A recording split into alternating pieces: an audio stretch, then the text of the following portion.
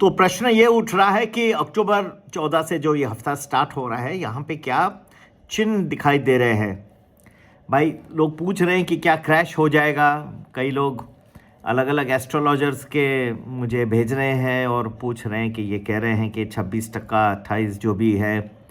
देखिए, मेरी एक तो बात है, मैं किसी की निंदा नहीं करता, कभी कभी नहीं करता, और ये अच्छी बात भी नहीं। कहने के लिए मैं बहुत कुछ कह सकता हूँ कि हाँ ये नहीं वो नहीं, लेकिन ठीक है, हर एक की अपनी राय है। दूसरी बात, और जितना आप नेगेटिव एनर्जी से दूर रहोगे उतना अच्छा, आपकी ट्रेडिंग भी अच्छी रहेगी। किसी के भी नहीं करना, किसको दुख नहीं पहुँचाइए। नवरात्र और विजयदशमी का ये है कि किसे भी आप कष्ट नहीं दीजिए। आप उसको करना है तो कर दे दीजिए। मुझे भी ट्रोलर हाँ कल भी आए थे क्या करेंगे, करने के लिए बहुत कुछ कर सकते हैं, लेकिन ठीक है, बहुत सारे फैक्टर्स हैं इस वक्त। हुंडई मोटर कंपनी का बड़ा आईपीओ है ये, 27,000 करोड़ का। जब भी पास्ट में देखा गया है, रिलायंस पावर का आईपीओ आया था, आपको याद होगा, उसके बाद मार्केट में थोड़ा सा टर्बुलेंस बढ़ गया था फिर पेटीएम का है, बहुत सारे आते गए। अभी भी ये सब बजाज हाउसिंग फाइनेंस और टाटा टेक्नोलॉजीज़ वगैरह के भी आए, ये भी काफ़ी जगमगाते हुए थे आईपीओ, जगमगाते। लेकिन वो क्या इतने बड़े नहीं थे, ये साइज़ में बहुत ही बड़ा है। दूसरा, बहुत प्राइस हाई है एक तरह से देखा जाए, और उसके पीयर्स का है, उनका P ratio, price earnings ratio कुछ कम है। दूसरी बात, इस वक्त ऑटोमोबाइल के इन्वेंट्री बढ़ती जा रही है डीलर्स के पास। तीसरा है, हुंडई सेल्स का जैसे जुलाई का सेल था वो भी कुछ कम था। चौथी बार, वो पेरेंट है, वो भी पैसे काफ़ी डिविडेंड लेके गया है रिसेंटली अपनी कैश रिजर्व्स को यूज़ करके।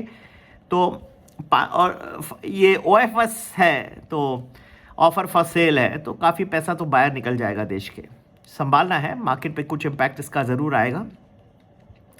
ये हफ्ते में TCS के रिज़ल्ट आए, ऐसे तो ठीक थे लाइन में, लेकिन आगे का जो फ्यूचर है उसमें थोड़े से क्वेश्चंस उठ रहे हैं कुछ प्रॉफिटेबिलिटी को, लेकिन ऑन द होल ठीक थे।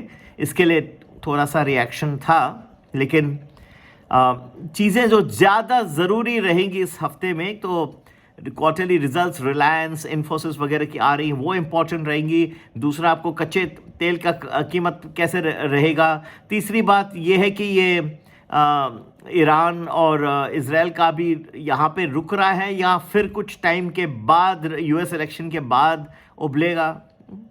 तो कई फैक्टर्स आ रहे हैं, और जब हम अपना विश्लेषण दे रहे हैं, मैं 1 वीक का प्रेडिक्शन दे रहा हूँ प्रीमियम वैल्यू में, तो मुझे कुल मिला के सबका विश्लेषण कुल मिला के मुझे करके देना पड़ता है, ठीक है ना। ये ऐसा नहीं है एक पॉइंट को मैं लेके नहीं कर सकता। और दूसरी बात भी आप देखेंगे तो FIIs ने अक्टूबर में कैश सेगमेंट में 58,395 करोड़ की सेलिंग की है, और प्लस ये हुंडई मोटर का जो OFS का सेल है वो भी जाएगा बाहर, ठीक है ना। और ये जो 58,395 करोड़ के जो शेयर्स बेचे हैं FIIs ने कैश सेगमेंट में अक्टूबर में, तो ये हाईएस्ट एवर मंथली आउटफ्लो है मार्च 2020 से। तो ये एक थोड़ा सा मेरे हिसाब से सब चीज़ों को लीजिए तो काफ़ी ये चिंता की बात हो जाती है। और ये 10 ईयर ट्रेजरी यील्ड जो है वो भी अमेरिका का जो 10 साल का ट्रेजरी यील्ड है बॉन्ड का, वो इस वक्त जो है 4% से ऊपर फिर से चले गया है, 4.06% आ गया है। 3.60% नीचे आ गया था, इतना गिर गया था। और ये भी काफ़ी बड़ी बात हो जाती है, क्योंकि वो दिखा रहा है कि फिर आप देख रहे हैं कि डॉलर स्ट्रेंथन होते जाएगा। डॉलर स्ट्रेंथन होगा तो इमर्जिंग मार्केट के करेंसीज के ऊपर इम्पैक्ट आएगा तो फिर लोग FIIs और पैसा निकालने की कोशिश करेंगे। तो मैंने काफ़ी आपको ध्यान से समझाया है जो मेरा एनालिसिस है, क्योंकि वहाँ पे अगर डॉलर स्ट्रेंथन हो रहा है तो यहाँ क्यों रखेंगे, या तो यहाँ रखेंगे या वहाँ रखेंगे ना। आज अगर कोई FII पैसा डाल रहा है इंडिया में और फिर डॉलर बढ़ते जा रहा है, डॉलर की कीमत रुपए के हिसाब से बढ़ती जा रही है, तो आप जो रुपए में जो पैसे पड़े हैं वो उसकी तो कीमत कम होती, उन्होंने जो पैसे डाले वो वापस तो ले जाएंगे, तो उसको क्या मिलेगा, ज़्यादा पैसे देने पड़ेंगे US डॉलर लेने में। तो इसके लिए उनको थोड़ा सेलिंग बढ़ाना पड़ रहा है। इसके लिए आप FIIs की हैवी सेलिंग भी देख रहे हैं। ये सब बातें देखनी पड़ती है। कुल मिला के रिटेल सेल्स का भी नंबर्स आने वाले हैं इस हफ्ते में, इनिशियल जॉबलेस क्लेम्स के अलावा। अमेरिका में ये रिटेल सेल्स दिखाएगा कि कंज्यूमर कितना स्ट्रांग है, कितना रेजिलिएंट है। ये सब बातों को देखना होगा। फिर भी मुझे नहीं लगता कि क्रैश होगा। Initial part of the week तो ठीक लग रहा है मुझे, थोड़ी सी पॉजिटिविटी कई जगहों में दिख रही है। लेकिन कुल मिला के क्योंकि इतना बड़ा हुंडई मोटर का भी आईपीओ है, प्लस जियोपॉलिटिकल प्रेशर्स भी बढ़ते जा रहे हैं, चौकन्ने रहिए। बहुत लॉन्ग पोजीशंस लेंगे तो बहुत तकलीफ आ सकती है। मार्केट में कई दिनों में बहुत वॉलेटाइल रहेगा, सुबह लाल, दिन को ग्रीन, फिर से रेड। तो ये सब जो है ना, ये चीजें आपको बहुत इस हफ्ते में दिखाई देंगी भाई और बहनों।